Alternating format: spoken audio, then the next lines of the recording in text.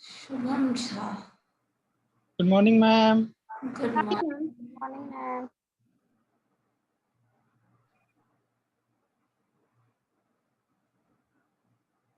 सब लोग अपने रजिस्टर्ड मेल आईडी से लॉगिन किए हैं? जो college good morning ma'am. Good morning. Who is Shubham Jha? New student है। शुभम झा, आपने अपना रोल नंबर आईडी मेंशन नहीं किया है। यस मैम, कर गुड मॉर्निंग।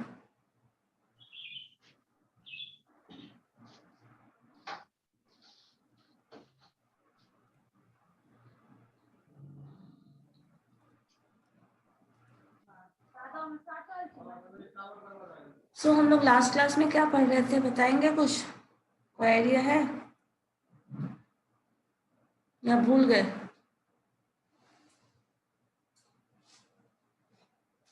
हम लोग मीडियन और मोड से रिलेटेड क्वेश्चंस कर रहे थे ना, मिसिंग फ्रीक्वेंसी वगैरह।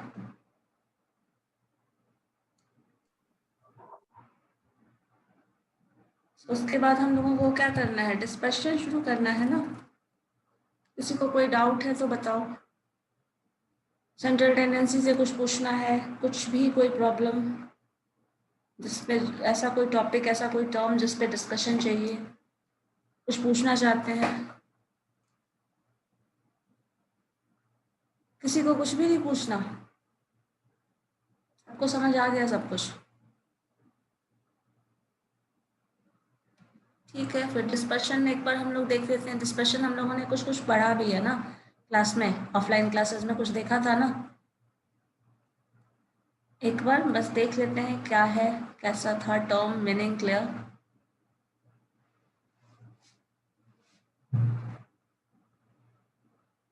या डिस्कशन मैंने पढ़ाया है?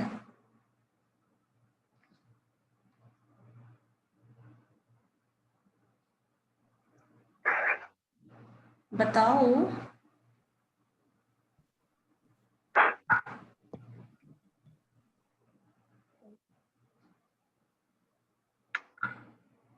Roll number 19।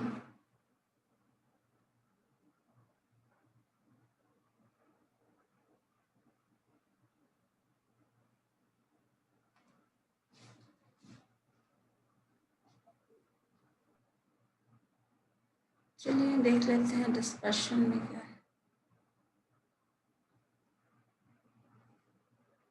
जिस तरह हम लोग डेटा का सेंट्रल टेंडेंसी मेजर करते हैं to know the average, data कहाँ सेंट्रलाइज है और डेटा किस पर्टिकुलर, जैसे मान लो कुछ वैसा है, सेंट्रल टेंडेंसी मीन्स 50 लोग हैं, 50 लोगों का ओपिनियन हो सकता है, सबका डिफरेंट हो, लेकिन कहीं ना कहीं उन सब से बात करने के बाद एक पॉइंट होगा जहाँ वो लोग मीट कर रहे हो, मतलब जहाँ पे उन दो लोगों का मैच हो रहा हो। दैट मीन्स कहीं ना कहीं ओपिनियन मैच हो रहा हो।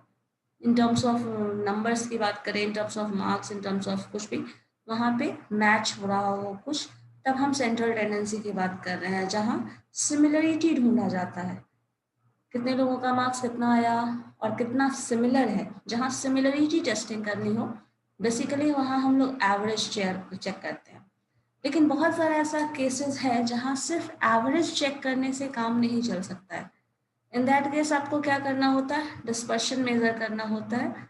और डिस्पर्शन मेजर करने में हम लोग रेंज, जो सबसे बेसिक डिस्पर्शन मेजर करने का टर्म है वो क्या है, रेंज। अच्छा, मुझे किसी कोई बता सकता है जो हम लोग डिफरेंट मेजर्स ऑफ डिस्पर्शन पढ़े थे वो क्या था, मेजर ऑफ वेरिएशन या फिर major of dispersion?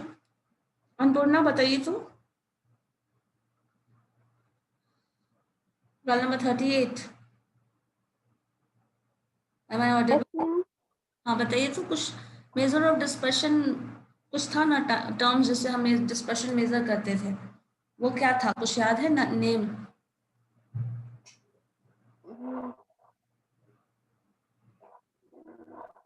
No ma'am. नहीं, एक भी नहीं। रोल नंबर 30 आगे। Yes ma'am. हाँ, याद है कुछ हम लोग जैसे डिस्पर्शन मेजर करते थे वैसा कुछ टर्म? Yes ma'am. बताइए तो। Ma'am range, standard deviation, mean deviation, variance. Okay, और क्वार्टाइल भी डेविएशन में कुछ था?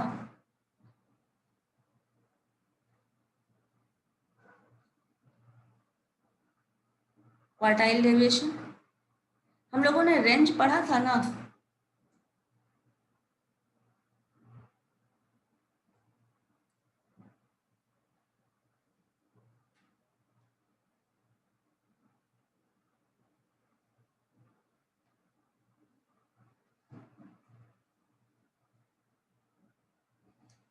बताओ हम लोग डिस्पर्शन थे या नहीं, ये बताओ ना। हाँ ना बोलो, नहीं पढ़े थे बोलो, ये नहीं पढ़े थे, कोई दिक्कत नहीं है।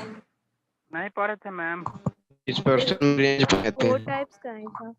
4 ही टाइप्स का था। Yes ma'am, range, standard deviation, mean deviation और वेरिएंस। अच्छा, क्वार्टाइल डेविएशन नहीं पढ़ा था? यस मैम, एक 4 टाइप था, वो मैम आप बाद में लिखवाएंगे। चलो ठीक है।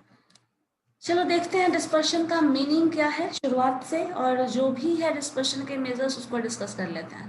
देखो, डेटा के बारे में कितना सेंट्रल टेंडेंसी है, डेटा कितना सेंट्रलाइज है। सेंट्रलाइज मीन्स कितना कॉन्सेंट्रेटेड है किसी पर्टिकुलर पॉइंट पे, उसको हम सेंट्रल टेंडेंसी से मेजर करते हैं।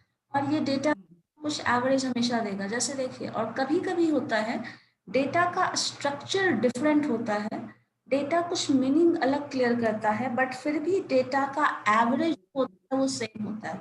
जैसे देख लो, ये डेटा अगर हो कॉपी पेन साथ में तो देखो, नोट करना। This is 3, 6, 9, 12 and 15। ये दोनों डेटा आप कंपेयर करिए, 3, 6, 9, 12, 15। तो इसको ऐड करो, ऐड करके देखो क्या आता है, एवरेज निकाल लो। दैट मीन्स 3, 6, 9 है, 9, 9, 18, 18 प्लस 12 का 30 और 45 हो जाएगा। 45 डिवाइडेड बाई नंबर ऑफ, कितना है टोटल, 5 नंबर है ना, तो 5 से डिवाइड कर दो। 45 बाई 9 मैम 9 is 9। इसी तरह इसको ऐड करो, 1, 5, 9, 13 एंड 17। सो अगर इसको ऐड करोगे, this is equal to 13 and 17 add करेंगे तो क्या हो जाएगा? ये भी 9। ये भी एवरेज 9 आएगा। अब देखो यहाँ पे क्या होता है, कभी कभी डेटा का, ये डिफरेंट डेटा है और ये भी डिफरेंट डेटा है, दोनों अलग अलग डेटा को का एवरेज जो आ रहा है वो सेम आ रहा है। तो इस सिचुएशन में होता क्या है कि हम कुछ बहुत ज़्यादा मीनिंगफुली, बहुत ज़्यादा क्लियरली या फिर बहुत ज़्यादा कॉन्फिडेंस के साथ नहीं बोल सकते कि अगर मीन 5 है, दैट मीन्स 9 है, तो दोनों डेटा का स्ट्रक्चर एक जैसा होगा। जैसे इस केस में डेटा का स्ट्रक्चर डिफरेंट है, 6, 9 ऐसा कुछ टर्म दे रहा है, यहाँ 1, 5, 9 से शुरू हो रहा है, और यहाँ देखो एवरेज इसमें सेम है, लेकिन यहाँ लार्जर नंबर दिख रहा है आपको, स्मॉलर नंबर भी दिख रहा है, यहाँ स्मॉलर नंबर 3 दिख रहा है, यहाँ लार्जर नंबर 15 दिख रहा है। तो इसके क्या होता है, अगर हम डेटा के इनसाइड जाकर बहुत ज़्यादा डीपली स्टडी करना चाहते हैं, तब हमें सेंट्रल टेंडेंसी अच्छा आइडिया नहीं देता।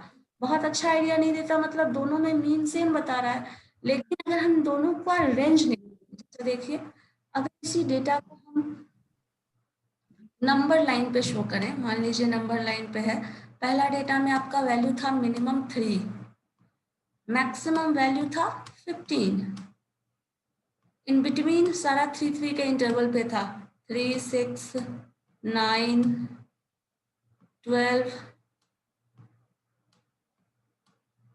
और 15। ठीक है, ये डेटा का टर्म था, यहाँ से हटा ही तो ये वाला टर्म। ठीक है, 3, 6, 9, 12, 15 5 डेटा है, ऐसा कुछ था। अगर उसी तरह हम दूसरे वाले डेटा को देखें तो उसमें टर्म शुरू हो रहा था 1 से, फिर आपका था 5, देन 9, देन क्या था 13, देन 13 एंड 17, देन 13 एंड 17। अब इस हिसाब से देखो तो अगर नंबर लाइन पे देखोगे तो ये जो डेटा है वो 3 से शुरू हो रहा है और 15 तक जा रहा है, ये डेटा 1 से शुरू हो रहा है 19 तक जा रहा है। तो ज्यादा कवर क्या कर रहा है, रेंज, ये वाला डेटा ज्यादा रेंज कवर कर रहा है। ये डेटा देखो कम रेंज कवर कर रहा है क्योंकि 3 से लेके 15 तक ही जा रहा है। आपका नंबर शुरू हो रहा है यहाँ 1 से और 19 तक जा रहा है, तो ये ज़्यादा डिस्टेंस कवर कर रहा है। अब अगर इसी में हम जो मैक्सिमम माइनस मिनिमम का कॉन्सेप्ट है, जो रेंज है बताता है, जो कि हम करने वाले हैं यहाँ पे, मान लो 19 - 1 मैक्सिमम माइनस मिनिमम, क्योंकि डिफरेंस ऑफ एक्सट्रीम वैल्यू देख रहे हैं। इसका मैक्सिमम आपके क्लास में मैक्सिमम नंबर किसका आया है, मिनिमम मार्क्स किसका आया है, और डिफरेंस हम उसका देख रहे हैं, मतलब कितना वेरिएशन है मैक्सिमम और मिनिमम में, ये चेक कर रहे हैं। इसी तरह मान लो इस दूसरे क्लास में भी देख सकते हैं, हो सकता है किसी का नंबर 1 भी आया हो, मान लो इस केस में सपोज 20 मार्क्स का टेस्ट हो, और कोई एक ऐसा स्टूडेंट है जिसका मार्क्स 1 आया है, कोई एक ऐसा है जो इसका 19 आया हो, दोनों का जो डिफरेंस हो गया दैट इज 18। ये हमारा पूरा 18 जो है वो रेंज बता रहा है आपका मार्क्स कैसे डिस्ट्रीब्यूटेड है, कितना ज्यादा वेरिएशन है, किसी का 1 भी आ रहा है, किसी का 0 भी आ रहा है, किसी का 20 भी आ रहा है, ऐसा केस। और यहाँ क्या हो रहा है, सबका सबसे मिनिमम जो मार्क्स आया है दैट इज 3 एंड मैक्सिमम जो आया है वो 15 है। मतलब मान लो हम अगर 15 - 3 करें दैट इज 12, तो इसका जो मार्क्स का वेरिएशन है वो कम है as compare to this one. समझ रहे हैं? अब हम इसमें क्या कर रहे हैं, डेटा पहले से हमें बाहर से दिख रहा था जो हम सेंट्रल टेंडेंसी चेक कर रहे थे। अब क्या हो रहा है, हम डेटा के इनसाइड जाकर चेक कर रहे हैं कि डेटा का रेंज कितना है। मान लो अगर क्लास में जिसका मार्क्स मिनिमम आया हो उसका 60% आया हो, सपोज आपके क्लास में जिसका मार्क्स मिनिमम आया हो वो 60% है, और मैक्सिमम जो भी आया हो सपोज किसी को आइडिया नहीं हो, तो क्या इससे हम लोगों को फिर भी आइडिया नहीं मिल रहा है कि क्लास का जो रिस्पॉन्स होगा, जो क्लास का मार्क्स आया है वो बहुत अच्छा आया है, रिजल्ट बहुत अच्छा है, ऐसा बोल सकते हैं? क्योंकि मिनिमम स्टूडेंट जो मिनिमम मार्क्स भी आया है, जो सबसे लोएस्ट मतलब लास्ट रैंकर हो क्लास में, वो भी फर्स्ट डिवीजन ला रहा है, दैट मीन्स हम ये बोल सकते हैं कि बहुत अच्छा रिस्पॉन्स है। ऐसा बोला जा सकता है, हाँ या ना बताओ? बताओ। नहीं?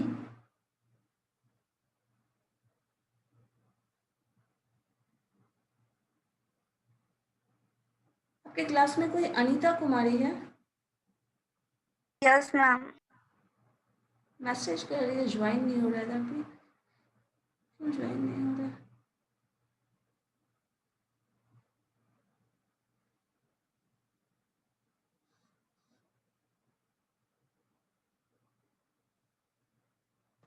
आज मैं ईमेल वगैरह खोज रहा था ज्वाइन करने के लिए। यस मैम, साइन इन करने के अच्छा। बाद ज्वाइन। ये इसने फॉर्म नहीं भरा क्या? हमारे में तो प्रेम नहीं खोज रहा था। हमें आपका खोजा, पहले से हमने भी नहीं होगा, खोजा। जिसका पहले से होगा उसके लिए होगा। अब उन्हीं लोगों का है जिसका cms.in से होगा ना, उसी को इन करने दे। प्रेम पैसा से एडमिशन कराया है, इसीलिए ना।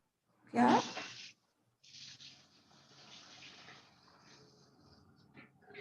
इसको बोल देती हूँ कॉलेज के मेल आईडी से लॉगिन करें। मैम व्हाट्सएप का ज्वाइन नहीं हो पा रहा है। मैम बहुत लोग का ज्वाइन नहीं हो रहा। हम खुद मैम अपना रोल नंबर नहीं दे पाए, जो जीमेल में नाम था वो ऊपर गया। मैम बहुत कोई का ज्वाइन अच्छा। नहीं हो पा रहा। चिंटू सर ने जो मैसेज किया था उसका सीरियसली नहीं लिया था आप लोगों ने? दिए कहाँ मैसेज, कुछ हो कहे 3 दिन प्रोसेस में है, मैसेज आएगा धीरे धीरे, तो आया हम सबको मैसेज कहाँ, हम तो अपना लिंक से 5 ज्वाइन दिन में किए आएगा, हैं। 5 दिन में। अच्छा, अभी मैसेज नहीं आया है ग्रुप में। मैसेज कुछ लोगों का, अच्छा हो सकता है आपके क्लास का ना हो, कुछ लोगों को गया था, लिस्ट आ गया था, मेल आईडी क्रिएट कर लिया था, सर ने किया था अपना। कॉलेज का तो आईडी ऐसे पे मिला होगा ना आप लोगों को, स्टूडेंट आईडी, मतलब जो भी है mail ID, student mail ID. अब सब मैम पटना में छूट गया है मैम, सब उस समय। अब वो तो याद रखना पड़ेगा ना। हाँ, आपका भी नहीं लिख रहा है। आज तक नहीं खोज रहा था ना मैम, मैं सोचे डायरेक्ट ऐसे ही ज्वाइन होता रहेगा। पता है ना, रूल वायलेशन के बाद रूल और स्ट्रिक्ट हो जाता है, मालूम है ना? कभी भी यस मैम। वायलेट करोगे दैट मीन्स वो और ज्यादा स्ट्रिक्ट होने वाला। नेहा मैम के क्लास में किधर से बाहुबली, सलमान खान, पठान किधर से आ रहा था पता नहीं चला, इसी कारण रूल बना। अच्छा, ऐसा भी हुआ है। थोड़ा पढ़ाई कर लीजिए। ये देखिए क्या है, 12 जो है वो रेंज बता रहा है, मतलब मैक्सिमम और मिनिमम का जो अंतर है उतना है। तो मैक्सिमम और मिनिमम में जितना अंतर कम हो, डेटा को उतना अच्छा माना जाता है, और मैक्सिमम मिनिमम में जितना ज्यादा अंतर हो उतना माना जाता है वेरिएशन है। जैसे आपके क्लास में मान लो किसी का नंबर 1 आता है, 100 आता है, मतलब बोलेंगे ना बहुत ज्यादा वेरिएशन है। ऐसे भी स्टूडेंट है जो 0 मार्क्स लाते हैं, और ऐसे भी स्टूडेंट है जो 100 आउट ऑफ 100 ला रहे हैं। मतलब सिमिलरिटी नहीं है बहुत ज्यादा क्लास में, होमोजिनिटी नहीं है। और अगर मान लो सबका मार्क्स अप्रॉक्स अगर 60 to 80, 40 to 80 ऐसा कुछ रेंज में आ रहा है, मतलब बहुत ज्यादा लार्जर इंटरवल नहीं मिल रहा है, तब हम बोलेंगे कि जो डेटा है वो होमोजीनियस है, सिमिलर है, और बहुत ज्यादा इंफॉर्मेशन देने वाला है। तो इसीलिए जब हम इनसाइड डेटा स्टडी करते हैं तब वेरिएशन का कॉन्सेप्ट आता है, और यही वेरिएशन हम लोग कि डेटा एक्चुअल में कैसा है। ठीक है, जैसे देखो इसी चीज में लिखा है, जो डिस्पर्शन वर्ड है, डिस्पर्शन वर्ड का ही मतलब है स्कैटर्डनेस। और स्कैटर्डनेस क्या बता रहा है, हिंदी मीनिंग अगर समझना चाहो तो स्कैटर्डनेस का होता है बिखराव, कितना ज्यादा फैला हुआ है।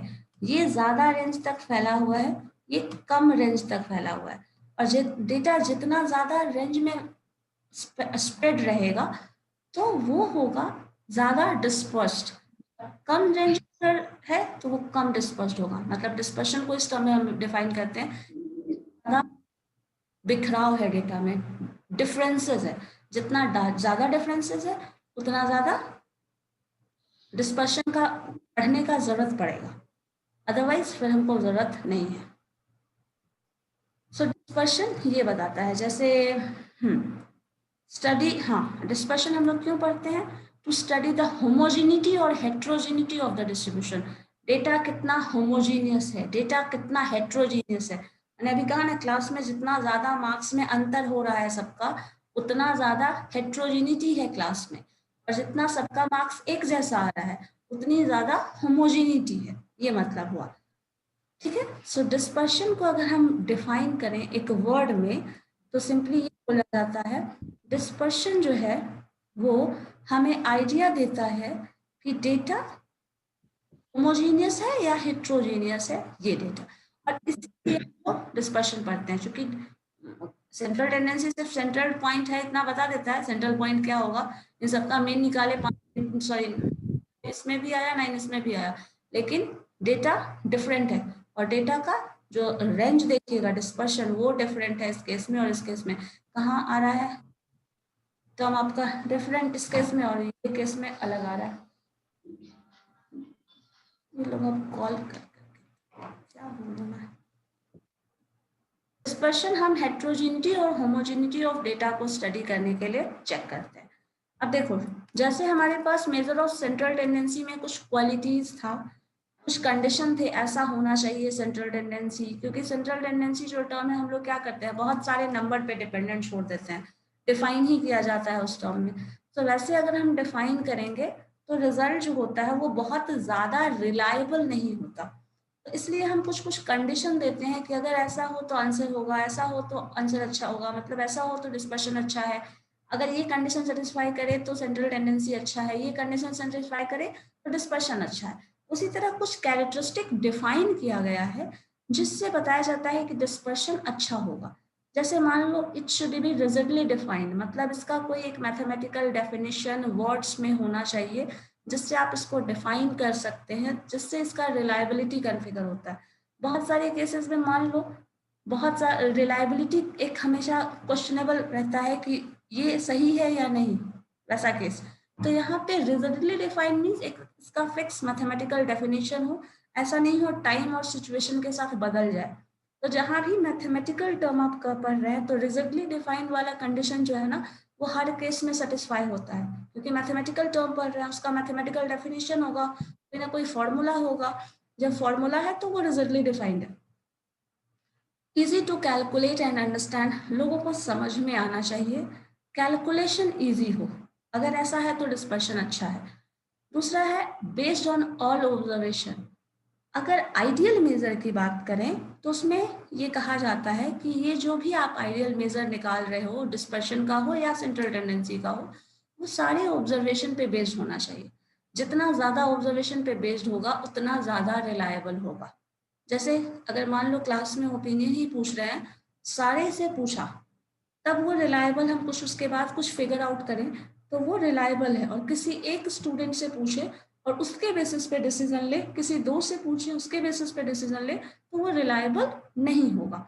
इसी तरह it should B अमेनेबल for further mathematical treatment, इस पे बेस्ड आगे हम कुछ भी मैथमेटिकल कैलकुलेशन कर सकें, then that is good. It should be affected least by fluctuation of sampling, time और सिचुएशन के साथ बदलता ना रहे, फ्लक्चुएशन ना हो उसमें। सो ये अगर है तो रिलायबल अच्छा मेजर ऑफ डिस्पर्शन उसको माना जाएगा। और उसके बाद हम लोग, ये सारे कंडीशन है, जरूरी नहीं है सारा का सारा कंडीशन फॉलो हो, और जरूरी नहीं, लेकिन इसमें से कुछ कंडीशन है जो फॉलो होगा ही मोर और लेस, लेकिन अगर सारा का सारा फॉलो हो जाए then that is the best measure of dispersion.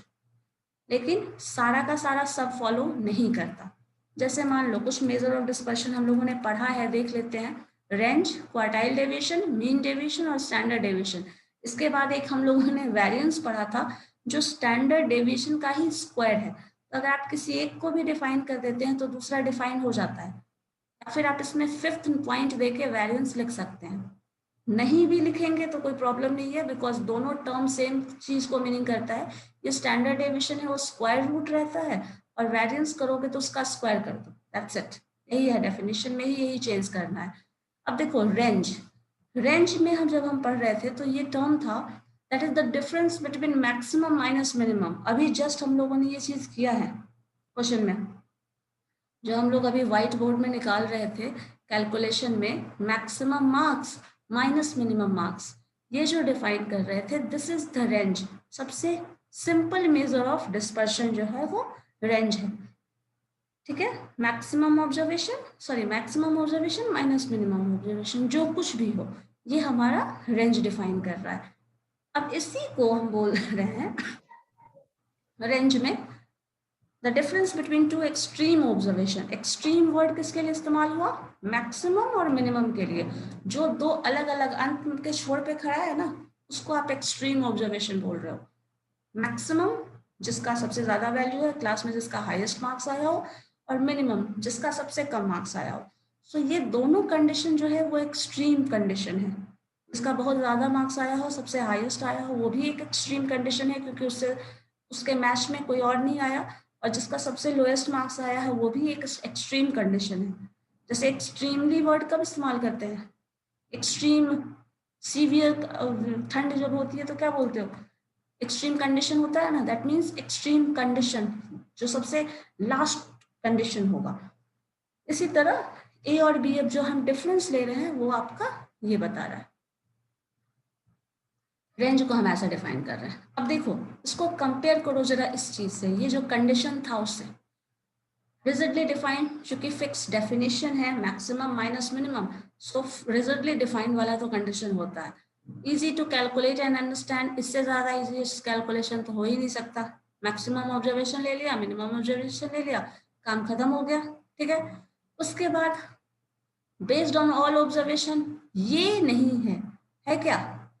सारा ऑब्जर्वेशन तो ले नहीं रहे, एक्सट्रीम ऑब्जर्वेशन पे बेस्ड है, मैक्सिमम और मिनिमम पे बेस्ड है, तो ये सेटिस्फाई नहीं हो रहा, ठीक है। ये दोनों कंडीशन सेटिस्फाई हो जा रहा है, जिससे हम कह सकते हैं चलो ठीक है, लेकिन ये कभी भी अच्छा मेजर ऑफ डिस्पर्शन नहीं होता। क्यों? Since it is based on only two extreme observation, और जो कि खुद भी बदलता रहता है। So it is not at all a reliable measure of dispersion, but एक रफ आइडिया देता है, क्लास में इतना मार्क्स आया है हाईएस्ट, इतना आया है मिनिमम, तो आप अंदाजा लगा लो कि क्लास के बच्चे कैसे होंगे, ठीक है। एक अंदाजा लगाने वाला कंडीशन होता है रेंज में, बट ये बहुत रिलायबल नहीं होगा। दूसरा है क्वार्टाइल डेविएशन। सो क्वार्टाइल डेविएशन में हम लोग क्या करते हैं, पूरे डेटा को क्वार्टाइल वर्ड में हम लोगों ने पार्टीशन वैल्यू पढ़ा था। क्वार्टाइल मीन्स 4 इक्वल पार्ट्स में डिवाइड करना। फिर से एक बार देख लीजिए, पूरे डेटा को आप क्या कर रहे हो, 4 इक्वल पार्ट में डिवाइड किए। This is Q1 first quartile, this is Q2 second quartile and this is Q3 third quartile, ठीक है। ये हमारा क्वार्टाइल है, first quartile, second quartile, third quartile. अब ये जो डेटा दे रहा है, दिस इज 25% डेटा, ठीक है। ये आपका नेक्स्ट जो है, ये जो डेटा यहां से यहां तक जा रहा है, this is 50% data. So second quartile, ma'am attendance ले लीजिए, डिस्कनेक्ट हो जाएगा। नहीं होगा ना डिस्कनेक्ट, लाइसेंस वर्जन है ना। मैम फिर रिज्वाइन नहीं कर पाते हैं। अब 40 मिनट में नहीं कटेगा, टेंशन नहीं लो, ठीक है। सो देखो, ये जो है वो 75% डेटा कंस्टिट्यूट कर रहा है थर्ड क्वार्टाइल। यहाँ से यहाँ तक 25% डेटा है, यहाँ से यहाँ तक 50% आ गया, और ये पूरा यहाँ थर्ड तक हम देते हैं 75, और पूरा होल डेटा अगर ले लें दैट इज 100%, तो वो हमें लेना नहीं है फिलहाल। तो क्वार्टाइल डेविएशन जो है वो क्या करता है, जो हमारा रिजल्ट है, मतलब सपोज इसको ऐसे ले लो, कंपनी का मान लीजिए कोई कंपनी आपने खोली है, ठीक है। मान लो उसमें से आप 2-4 साल काम कर रहे हो, या फिर चलो 6 साल का ड्यूरेशन है, 8 साल ले लीजिए। चलिए 2 साल पहला जो है वो सपोज स्ट्रगलिंग पीरियड रहा हो आपका, जिसमें बहुत ज़्यादा अच्छा रिजल्ट ना आया हो, बहुत ज़्यादा प्रोडक्ट सेल नहीं हुआ हो, ऐसा कुछ। और बाकी का फिर मान लो उसके बाद एक अच्छा ग्रोथ शो कर रहा हो, ऑलमोस्ट कुछ रेंज में नेक्स्ट 4 इयर्स। और नेक्स्ट मान लो अभी 2020-19 ले लो, सॉरी 20-21 ले लो, जिसमें आपका ट्रेजिडिक पीरियड है, बहुत ज़्यादा इफेक्टिव नहीं दिख रहा हो, मान लो कोरोना के केसेस में।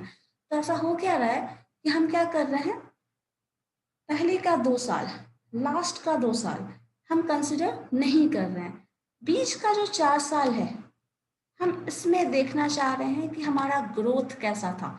और ये क्यों देखना चाह रहे हैं, हम ऐसा कंसिडर कर रहे हैं कि जो 2 साल का था वो हमारा स्ट्रगलिंग पीरियड था, जिसमें हम बहुत ज़्यादा इफेक्टिव मार्केटिंग नहीं कर पाए हों, बहुत ज़्यादा हमारे पास प्रोडक्ट का आइडिया ना हो, मार्केटिंग रिसर्च ना किया हो, या फिर कुछ भी ऐसा केसेस हुआ हो जिसकी वजह से बहुत ज़्यादा ग्रोथ ना हुआ हो।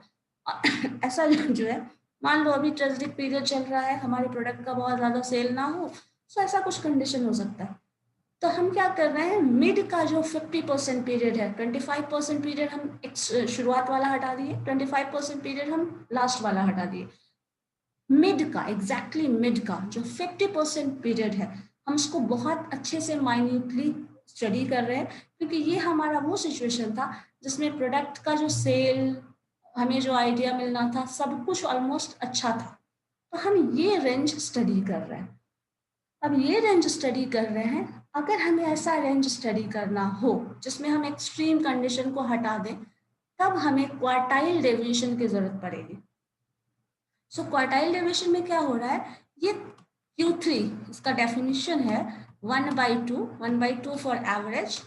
Q3 means third quartile 75% data, minus first quartile मतलब 25% डेटा। अब जरा देखो, ये टोटल यहाँ से यहाँ तक 75% है, यहाँ से यहाँ तक 25% है, तो ये जो घट के ये आएगा, ये कितना होगा, 50% डेटा होगा, 50%। बताइए, ये टोटल यहाँ से लेके यहाँ तक Q3 है, दैट इज 75%, ये Q1 तक यहाँ आ गया। सो Q1 से ये रेंज 25 है और ये जो है 75 हो गया, तो ये रेंज क्या आ गया, 50% डेटा। सो ये 50% डेटा जब हम स्टडी करने वाले हों, तब हम क्वार्टाइल डेविएशन इस्तेमाल करते हैं। मतलब डेटा को, पूरे डेटा को 4 पार्ट में डिवाइड कर दो, मिड का 50% आप स्टडी कर रहे हो, in that case we study through quartile deviation. We are going to use this. या फिर ऐसा भी मान सकते हो पूरा अगर एक्सपेक्टेड एज की बात करें, हमारे जो इंडिया में अगर मान लो पॉपुलेशन जो है टोटल पॉपुलेशन वो 0 से 100 एज का हो, और 0 से 100 एज वाले में कुछ ऐसे लोगों की हम बात करें जो वर्किंग हो, जैसे मान लीजिए आप ऐसा मान सकते हैं, ये हमारा पूरा डेटा है, एज हमारा 100 तक जा रहा है, सपोज 0 से 25 वाले एज ग्रुप वाले इधर आ जाएं, 25 से 50 वाले यहाँ आ जाएं, ठीक है, और 50 से मान लीजिए 75 जो अर्निंग होगा या फिर जिनको पेंशन मिलता हो या फिर कुछ ऐसा, ये एज, और ये मान लीजिए 75 प्लस वाले, ठीक है, ये एज ग्रुप। तो हम लोग सिर्फ मान लीजिए गवर्नमेंट सिर्फ उस पॉपुलेशन को स्टडी करना वाली हो जो इनकम का सोर्स ज़्यादा प्रोवाइड करता हो घर पे। तो मान लो ऐसा नहीं है कि 25 से पहले वाले एज ग्रुप वाले नहीं मिलेंगे, वो उनमें भी कुछ होगा जो इनकम का सोर्स मतलब घर पे होंगे और वर्किंग मेंबर होंगे, इससे ज़्यादा वाले भी होंगे जो वर्किंग मेंबर होंगे, लेकिन मैक्सिमम पॉपुलेशन तो यही होगा जो वर्किंग होगा, इससे ज़्यादा नहीं होगा, या फिर जिनको पेंशन मिलता हो या फिर जिसे जो इस एज में लाई करते हो। तो ये स्टडी करना हो और गवर्नमेंट को सिर्फ वो देखना हो कि वर्किंग पॉपुलेशन कैसा है, कितना है, और उनका जो भी है मिनिमम अर्निंग वो क्या है। तो अगर ऐसा हमें स्टडी करना हो तो हम ये स्टडी क्वार्टाइल डेविएशन के थ्रू कर सकते हैं। और यहाँ पे देखिए इसमें टर्म लिखा है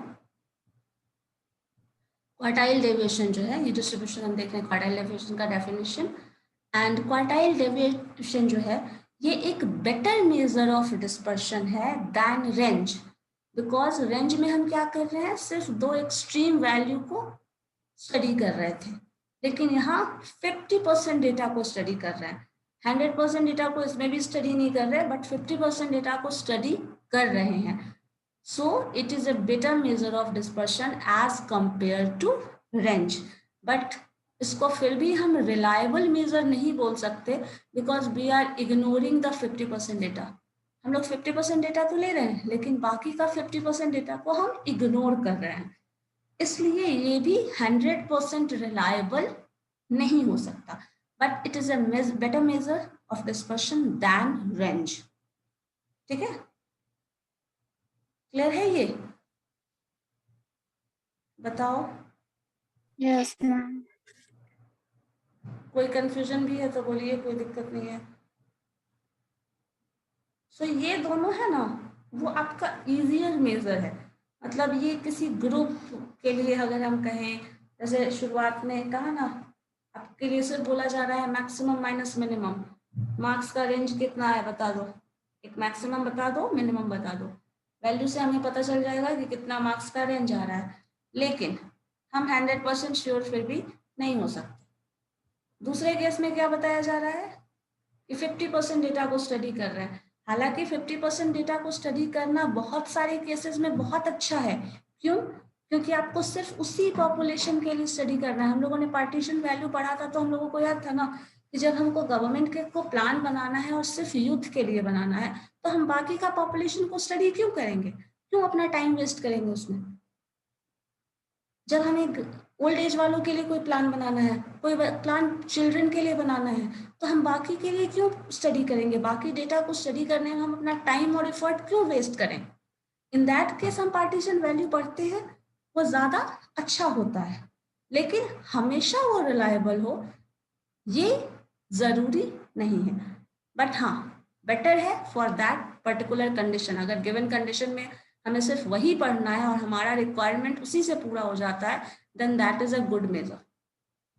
ठीक है, इसी तरह मीन डेविएशन और स्टैंडर्ड डेविएशन भी है, और इन दोनों में आपने नोटिस किया होगा ये जो थर्ड क्वालिटी है ये इम्पोर्टेंट क्वालिटी है। अगर हम मेजर आइडियल मेजर की बात करें, आइडियल मैम अटेंडेंस ले लीजिए ना, टाइम हो गया। ले लिया मैंने।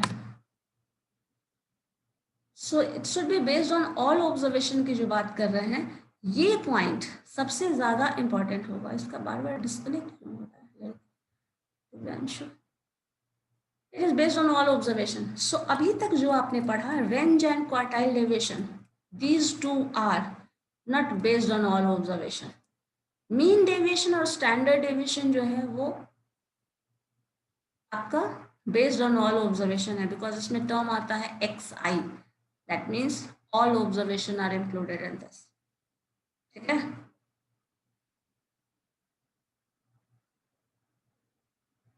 समझ गए? सो ये हम लोग कर लें या फिर नेक्स्ट डे करें, बताओ. Next day ma'am. ज्यादा लेंदी नहीं लग रहा तो कर लेते हैं नेक्स्ट डे मैम करिएगा आप. इतने ठीक है, में तो ये मैंने आप लोगों को PDF शेयर किया है. No ma'am. मैम क्वेश्चन भी एक आध गो दे दीजिएगा इस पे. हाँ, क्वेश्चन मिल जाएगा, डोंट वरी. क्वेश्चन इससे और सेंट्रल टेंडेंसी से भी मैं भेज दे रही हूँ, प्रैक्टिस करिएगा. या फिर इनफैक्ट आप क्या करो ना, एक क्वेश्चन भी अगर मिले तो उस क्वेश्चन से अगर सेंट्रल टेंडेंसी की बात कर रहे हैं तो उसका मीन कैलकुलेट करिए, मीडियन कैलकुलेट करिए, मोड कैलकुलेट करिए, जितना भी है ना सारा कुछ कैलकुलेट करते सकते हो. उसी डेटा से आप चाहो तो कैलकुलेट कर सकते हो, रेंज भी कैलकुलेट कर सकते हो. रेंज तो खैर करने की जरूरत ही नहीं है, रेंज का मतलब ही नहीं है आपके स्टडी में. मैक्सिमम माइनस में कैलकुलेट कर सकते हो.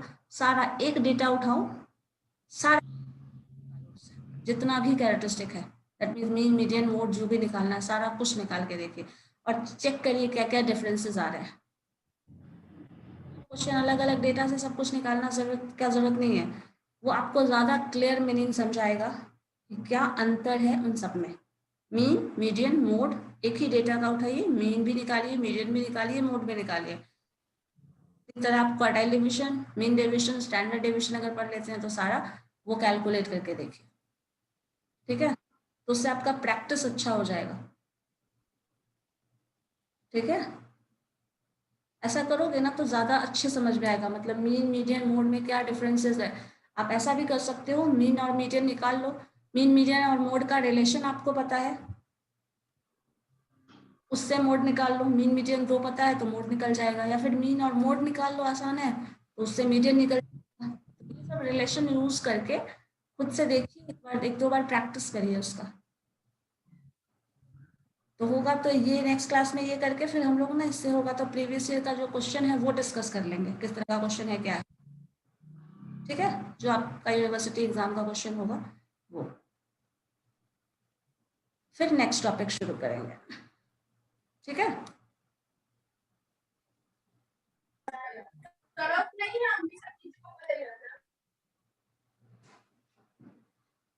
चलो ठीक है. तो 31 मैम PDF सेंड कर दिया. हाँ ठीक है, मैं कर दे रही हूँ, PDF भी कर दे रही हूँ उससे भी, और क्वेश्चंस भी कर दूंगी, कर दोनों बना के देख. डेटा भी होगा वो भी. चलो ठीक है.